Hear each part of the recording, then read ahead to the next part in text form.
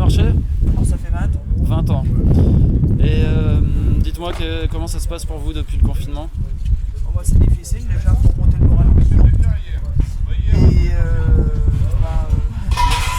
c'est pas évident à gérer, c'est pas évident à expliquer.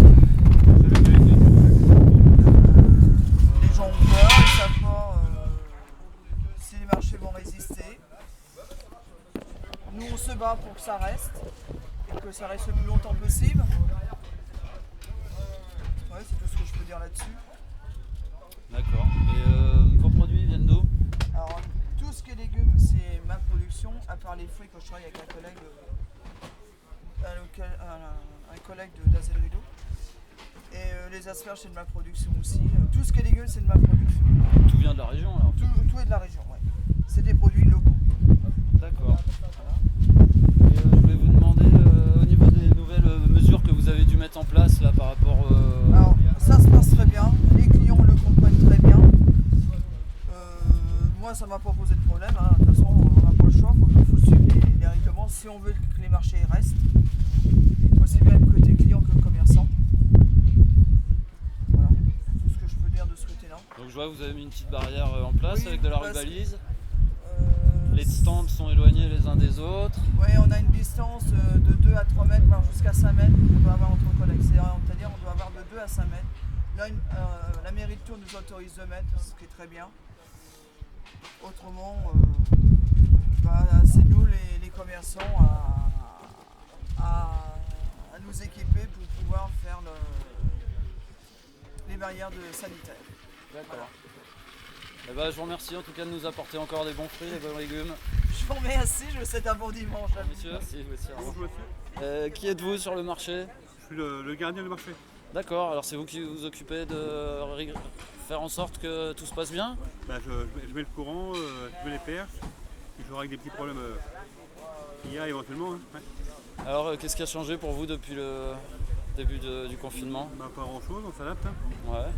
J'ai vu il y a des mesures là qui ont été mises en place, d'éloignement, des stands. Oui, faut pas comme partout, faut pas serrer les mains, faut pas embrasser les gens. Ouais. Les gens n'ont plus le droit de toucher aux marchandises sur Non. les stands. Des petites lignes de sécurité en rubalise, oui, tout voilà. ça. Ouais. Tous les 1 mètre. Hein. D'accord. Ouais. Ça fait combien de temps que vous faites ce métier? Ça fait 2 ans que je fais du commerce. D'accord. Moi je travaille à Ville de Tours depuis 88. D'accord. Avant je faisais parquet jardin. Au parquet jardin, Ouais. d'accord. Donc là 2 ans que vous faites les marchés, Voilà. comme ça. D'accord. Je vous remercie monsieur. D'accord. Bonjour monsieur. Bonjour, Dites-moi qu'est-ce que vous faites sur le marché? alors moi je suis rôtisseur ambulant, D'accord. voilà. Ça fait longtemps que vous faites ça? Ça fait une dizaine d'années sur Tours D'accord. et je suis fils de rôtisseur, mon père fait ça dans le Berry, voilà, le samedi à Vierzon et dimanche Bourges, depuis une trentaine d'années.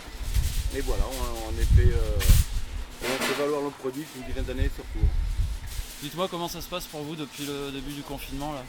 Un peu dur, hein. Bon, les gens ont peur de sortir et c'est normal. C'est normal, il faut c'est la civilité, des gens qui vont faire d'abord un minimum d'épidémie, quoi. Un minimum de malades.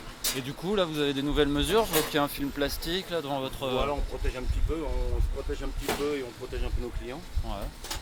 Voilà. Bon, après votre de- nourriture elle est de- rôtie, donc j'imagine qu'il n'y a plus de virus après de passer à la rôtisserie là. Une fois que c'est rôti, normalement, il n'y a plus de problème. Déjà il ne doit pas y en avoir de base puisque les poulets ne contractent pas le C'est sûr, coronavirus. c'est sûr. Et puis on travaille avec de la bonne volaille d'Auvergne depuis une trentaine d'années. Enfin, c'est mon père qui a trouvé son petit volailler, puis on est resté fidèle depuis 30 ans. Donc on connaît nos marchandises. Oui, donc Voilà. vos volailles, tout ça, ça vient de la région? Alors non, d'Auvergne. D'Auvergne. C'est mon père, comme je disais tout à l'heure, qui a trouvé son petit volailler en se promenant. Et on est D'accord. resté fidèle depuis une trentaine d'années. D'accord. Voilà. On a 2 sortes de volailles. On a volaille, nos poulets fermiers abattus en 90 jours. Voilà, labellisé. Et le petit poulet qu'on fait à la craponine, c'est des poulets ouverts, je suis d'origine portugaise. Et ils ont le charme d'avoir la carcasse dorée par rapport aux autres poulets qui sont entiers. D'accord. Voilà. Avec une marinade typique. Ah, ça donne Et faim, tout ça, c'est faites appétissant. maison. Ouais. Et le porc nous vient de Bretagne. Voilà. D'accord. Ok, très bien.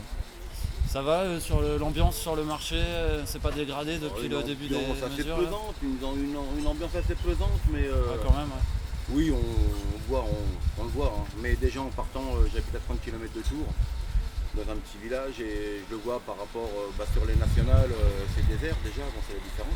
Vous avez des contrôles pour venir ici sur les nationales, tout ça? Ce week-end, on n'a pas eu de contrôle. J'ai eu un contrôle moi cette semaine pour me ravitailler en emballage à métro.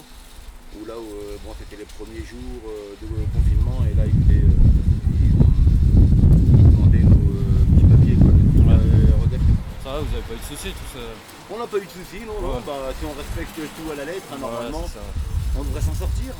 Mais s'il y a un message à faire passer, c'est les gens qui restent un minimum chez eux, parce que moi, on m'en a parlé depuis, ça fait depuis 15 jours que mes parents me bassinent sur cette épidémie, parce que l'arrière-grand-père de mon père est décédé de la grippe espagnole il y a en 1918. Et voilà, quoi, c'est des choses Qui marque. Voilà. Mon père n'a pas connu son arrière-grand-père, mais les histoires de famille ont fait qu'on a une petite peur quand même, et on y fait attention. Voilà.